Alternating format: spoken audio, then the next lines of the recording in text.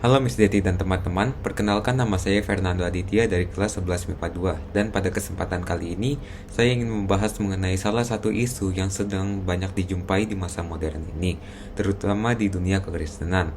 Nah, isu tersebut adalah berhala modern. Menurut saya hal ini itu sangat relevan untuk dibahas. Selain itu, topik ini juga sangat perlu untuk dihindari dan lebih diperhatikan lagi oleh masyarakat, khususnya oleh para generasi penerus ya. Nah, maka dari itu di sini saya memiliki sebuah artikel yang dapat menjadi contoh dari dampak negatif dari pemujaan berhala modern ini. Artikel ini memiliki judul yaitu Kabar Terkini Wanggang, pria yang jual ginjal demi beli iPhone. Kini belum nikah, yang tubuhnya kurus tinggal kulit. Nah, kasus yang dibahas di artikel ini merupakan sebenarnya itu kejadian lama, tepatnya kejadian sekitar tahun 2011. Nah, jadi pasalnya dulu di Cina ada seorang remaja yang bernama Wang Gang. Nah, Wang Gang itu pada saat itu berusia 17 tahun dan ia itu memiliki kemauan untuk membeli sebuah iPhone dan juga sebuah iPad rilisan terbaru pada masa itu. Nah, Wang Gang ini tentu saja langsung meminta kedua orang tuanya untuk membelikan kedua hal tersebut. Nah, namun karena kondisi finansial keluarganya yang tidak begitu mendukung, Wang Gang ini tidak dapat membeli iPhone dan juga iPad tersebut. Nah, bahkan ia sudah mencoba untuk mencari pinjaman di bank, namun bunganya itu terlalu besar menurutnya.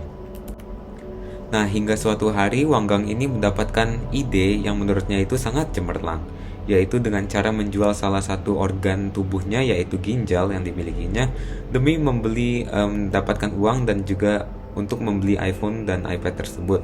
Nah, akhirnya tanpa sepengetahuan orang tuanya, ia mengikuti arahan dari seorang pria untuk mengoperasi ginjalnya untuk dijual. Nah, dari penjualan ginjal yang sudah dilakukannya, akhirnya Wang Gang ini mendapatkan dana yaitu sebesar 49 juta rupiah untuk membeli iPhone model 4S dan juga sebuah iPad. Nah, tak lama setelah ia menjual ginjalnya, ia pun langsung merasakan efek yang menyakitkan di dalam tubuhnya.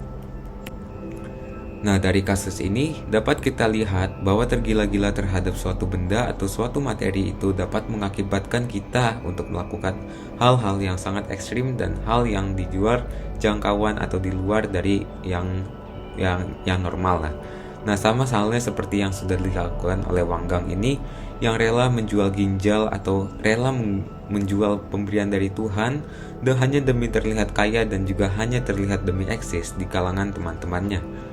Nah, hal ini itu sangat tidak sesuai tentu saja dengan apa yang tertulis di Alkitab di 1 Korintus 6 ayat 19 yang memiliki bunyi, "Atau tidak tahukah kamu bahwa tubuhmu adalah bait Roh Kudus yang diam di dalam kamu, Roh Kudus yang kamu peroleh dari Allah dan bahwa kamu bukan milik kamu sendiri?"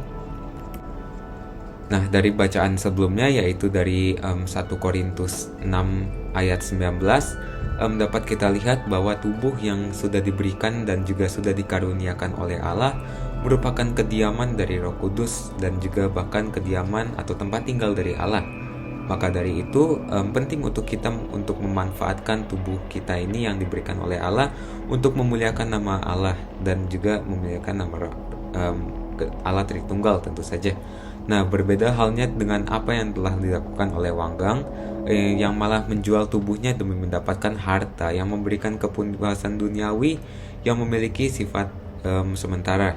Nah, di sini saya mengambil satu ayat Alkitab lagi yang diambil dari 1 Korintus 6 ayat 9b hingga ayat 10 yang memiliki bunyi, "Janganlah sesat, orang cabul, penyembah berhala, orang berzina, pencuri, orang kikir, pemabuk, pemfitnah, dan penipu tidak akan mendapatkan bagian dalam kerajaan Allah." Nah, hal yang dilakukan oleh Wang Gang ini tentu saja tidak sesuai dengan apa yang telah dikehendaki oleh Allah. Nah, di sini kan kita dapat melihat bahwa Wang Gang ini telah menyembah berhala ya, yang dijadikan berhala itu kan iPhone dan juga iPad. Maka dari itu Wang Gang ini jika disesuaikan dengan apa yang tertulis di ayat sebelumnya itu, dia itu tidak akan mendapatkan bagian dari kerajaan Allah. Nah, dalam konteks kasus ini, seperti yang sudah saya katakan sebelumnya, yang dijadikan berhala modern oleh Wang Gang ini kan barang elektronik yang sedang sangat trending pada masa itu, yaitu iPhone dan iPad. Nah, Wang Gang ini, kita sih bisa lihat Wang Gang ini sudah lebih memprioritaskan kedua hal tersebut dibandingkan memuliakan nama Allah. Dampak dari kasus ini tentu saja memiliki dampak yang sangat negatif bagi kehidupan Wang Gang.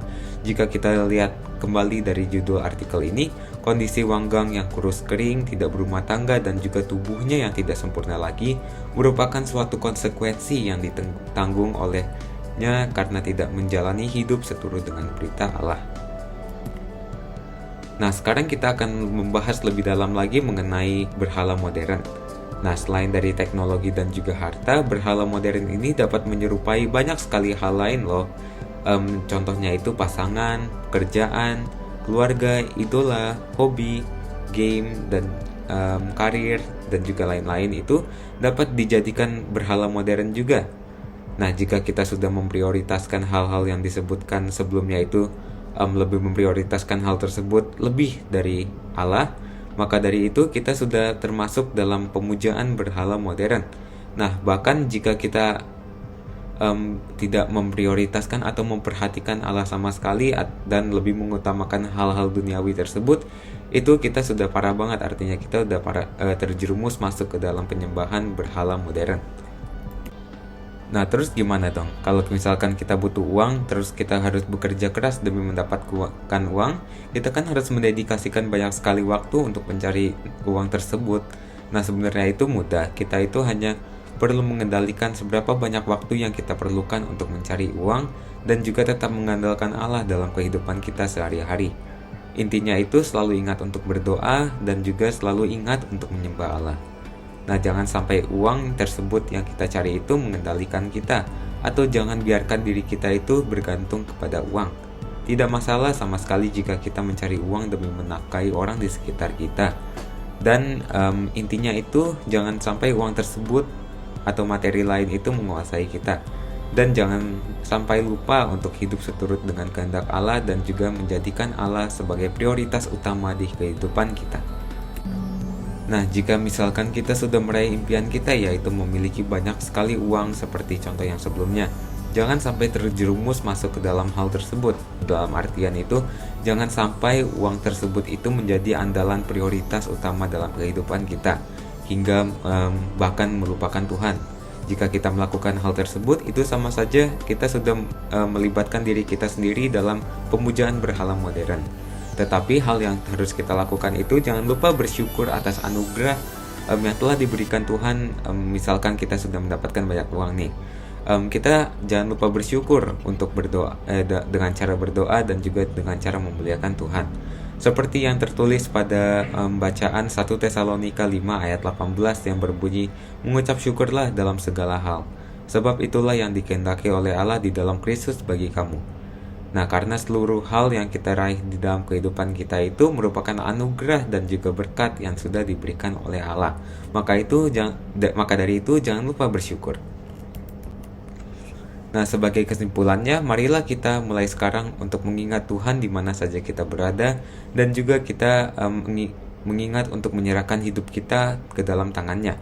Seperti yang dikatakan di dalam Matius 4 ayat 10 yang berbunyi, maka berkatalah Yesus kepadanya, "Enyalah iblis, sebab ada tertulis, engkau harus menyembah Tuhan Allahmu, dan hanya kepada Dia sajalah engkau berbakti." Nah, bacaan ini itu juga menunjukkan bahwa iblis yang dimaksud dalam ayat ini itu merupakan berhala modern yang kita sembah jika kita memuja berhala ya. Nah, maka dari itu marilah kita mengingat Tuhan dan juga lebih rajin beribadah dan rajin berdoa.